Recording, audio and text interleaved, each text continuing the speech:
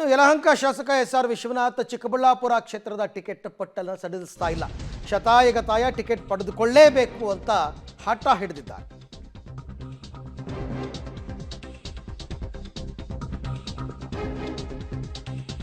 Doctor K Sudhakar ವಿರುದ್ಧ ಬಂಡಾಯದ ಎಚ್ಚರಿಕೆಯನ್ನು ನೀಡಿದ್ದಾರೆ ವಿಶ್ವನಾಥ್.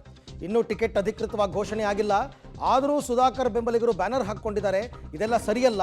ಬಿಜೆಪಿ ಹೈಕಮಾಂಡ್ ನಾಯಕರಿಗೆ ನಾನು ಪತ್ರ ಬರೆದಿದ್ದೀನಿ. ಅಲೋಕ್ ವಿಶ್ವನಾಥ್ ಸ್ಪರ್ಧೆ ಮಾಡಿದ್ರೆ ಗೆಲುವು ಸುಲಭ. ಸುಧಾಕರ್ ಕಳೆದ ಬಾರಿ ಸೋತ ನಂತರ ಜನರಿಂದ ದೂರ ಉಳಿದಿದ್ರು ಅಂತೆಲ್ಲ ಒಂದಷ್ಟು ಮಾತನಾಡಿದ್ದಾರೆ ವಿಶ್ವನಾಥ್.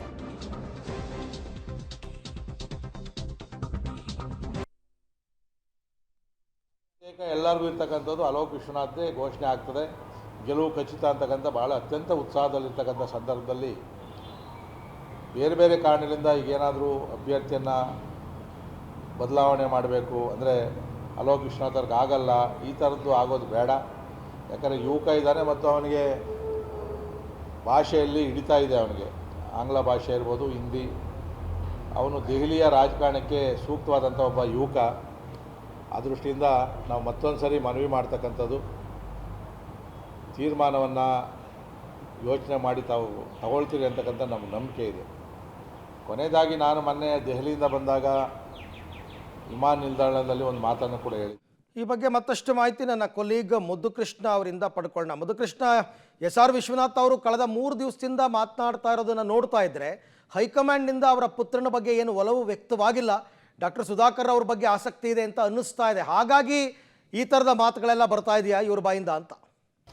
ಖಂಡಿತ ಅರವಿಂದ್, ಚಿಕ್ಕಬಳ್ಳಾಪುರ ಲೋಕಸಭಾ ಕ್ಷೇತ್ರದ ಟಿಕೆಟ್ ವಿಚಾರ ಈಗ ಭಾಳಷ್ಟು ಗೊಂದಲಗಳನ್ನು ಮೂಡಿಸ್ತಾ ಇದೆ. ಈಗಾಗಲೇ ಕೂಡ ಬಿಜೆಪಿ ರಾಜ್ಯಾಧ್ಯಕ್ಷರು ಹೇಳಿದಂಗೆ ಇವತ್ತು ಅಧಿಕೃತವಾಗಿ ಅಂತಿಮವಾಗಿ ಘೋಷಣೆ ಆಗುತ್ತೆ ಅಂತ ನಿರೀಕ್ಷೆ ಇತ್ತು. ಆದರೆ ಅದು ಇವತ್ತು ಕೂಡ ಆಗಲ್ಲ, ಅದು ನಾಳೆಗೆ ಮುಂದೂಡಿಕೆ ಆಗಿದೆ. ಈ ಒಂದು ವಿಚಾರದಲ್ಲಿ ಸ್ವತಃ ಎಸ್.ಆರ್. ವಿಶ್ವನಾಥ್ ಅವರಿಗೆ ಒಂದು ಸುಳಿವು ಸಿಕ್ಕಾಗಿದೆ, ಖಾತ್ರಿ ಆಗಿದೆ. ತಮ್ಮ ಮಗನಿಗೆ ಎಲ್ಲೋ ಒಂದು ಕಡೆ ಟಿಕೆಟ್ ಕೈ ತಪ್ಪುತ್ತೆ ಅನ್ನುವಂಥ ಒಂದು ಆತಂಕ ಅವರನ್ನು ಕಾಡ್ತಾ ಇದೆ. ಹಾಗಾಗಿ ಈಗ ರೆಬೆಲ್ ಆಗಿದ್ದಾರೆ. ಕಳೆದ 3-4 ದಿನಗಳಿಂದಲೂ ಕೂಡ ಈಗ ಸುಧಾಕರ್ ಅವರ ವಿರುದ್ಧ ಒಂದು ರೀತಿ ವಿರೋಧವಾಗಿ ಮಾತಾಡ್ತಾ ಇದ್ದಾರೆ. ಇವತ್ತು ಕೂಡ ತಮ್ಮ ಸುಧಾಕರ್ ವಿರೋಧಿಗಳು ಅಂತಲೇ ಹೇಳ್ತಕ್ಕಂಥ ಕೆಲ ಬಿಜೆಪಿ ಮುಖಂಡರುಗಳನ್ನೆಲ್ಲ ಸೇರಿಸ್ಕೊಂಡು ಇವತ್ತು ಸುದ್ದಿಗೋಷ್ಠಿಯನ್ನು ಮಾಡಿದ್ದಾರೆ. ಈಗಲೂ ಕೂಡ ತಮ್ಮ ಮಗನಿಗೆ ಟಿಕೆಟ್ ಸಿಗುತ್ತೆ ಅನ್ನುವಂಥ ಆಶಾಭಾವನೆ ಅವರಲ್ಲಿದೆ. ಎಲ್ಲೋ ಒಂದು ಕಡೆ ಮೋದಿ ಅವರು ನಮ್ಮ ಮಗನಿಗೆ ಟಿಕೆಟ್ ಕೊಡ್ತಾರೆ ಅಂತಕ್ಕಂಥ ನಿರೀಕ್ಷೆಯಲ್ಲಿದ್ದಾರೆ. ಆದರೆ ಎಲ್ಲ ಒಂದು ಕಡೆ ಮಿಸ್ ಆದರೆ ಶ್ರೀ ಕ್ಷೇತ್ರದಿಂದ ಅಲೋಕ್ ನಿಂತರೆ ಗೆಲುವು ಸುಲಭ ಆಗುತ್ತೆ, ಆದರೆ ಸುಧಾಕರ್ ಅವರು ನಿಂತರೆ ಗೆಲುವು ಕಷ್ಟ ಆಗುತ್ತೆ ಅನ್ನುವಂಥ ರೀತಿಯಲ್ಲಿ ಪರೋಕ್ಷವಾದ ಎಚ್ಚರಿಕೆಯನ್ನು ಸುಧಾಕರ್ ಅವರಿಗೆ ಕೊಡ್ತಾ ಇದ್ದಾರೆ.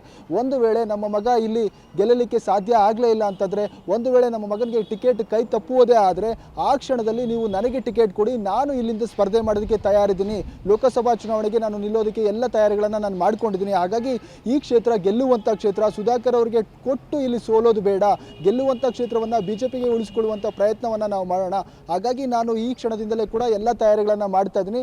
ಒಂದು ವೇಳೆ ನನ್ನ ಮಗನಿಗೆ ಟಿಕೆಟನ್ನು ನೀವು ಕೊಡೋದಿಲ್ಲ ಅನ್ನೋದಾದರೆ, ಯಾವುದಾದ್ರೂ ಕಾರಣಗಳಲ್ಲಿ ಯುವಕ, ಹೊಸಬ, ಜಾತಿ ಇಲ್ಲ, ಇವೆಲ್ಲ ಮಾನದಂಡಗಳೇ ಆದರೆ ನನಗೆ ಟಿಕೆಟ್ ಕೊಡಿ, ನಾನು ರೆಡಿ ಇದ್ದೀನಿ, ನಾನು ಕಂಟೆಸ್ಟ್ ಮಾಡಲಿಕ್ಕೆ ಸಿದ್ಧ ಇದ್ದೀನಿ ಅನ್ನೋಂಥ ಮಾತುಗಳನ್ನು ಹೇಳ್ತಿದ್ದಾರೆ. ಹಾಗಾಗಿ ಒಂದು ಕಡೆ ಇವತ್ತು ಸುಧಾಕರ್ ಅವರಿಗೆ ಪರೋಕ್ಷವಾಗಿ ಬಂಡಾಯದ ಎಚ್ಚರಿಕೆಯನ್ನು ವಿಶ್ವನಾಥ್ ಅವರು ಕೊಡ್ತಾ ಇರುವಂಥದ್ದು. Madhukrishna, thank you. ತಮ್ಮೆಲ್ಲ ಮಾಹಿತಿಗಾಗಿ ಧನ್ಯವಾದ. ಎಲ್ಲ ಕ್ಷೇತ್ರಗಳಲ್ಲೂ ಆಸ್ಪಿರೆಂಟ್ಸ್ ಇದ್ದೇ ಇರ್ತಾರೆ. ಅಂತಿಮವಾಗಿ ಒಬ್ರಿಗೆ ತಾನೇ ಟಿಕೆಟ್ ಕೊಡೋಕ್ಕೆ ಸಾಧ್ಯ. ಉಳಿದವರು ಅಸಮಾಧಾನಿತರಾಗ್ತಾರೆ ಅಂದರೆ ಪಕ್ಷ ಮತ್ತು ಕ್ಯಾಂಡಿಡೇಟ್ ಅದನ್ನು ಫೇಸ್ ಮಾಡಬೇಕಷ್ಟೆ.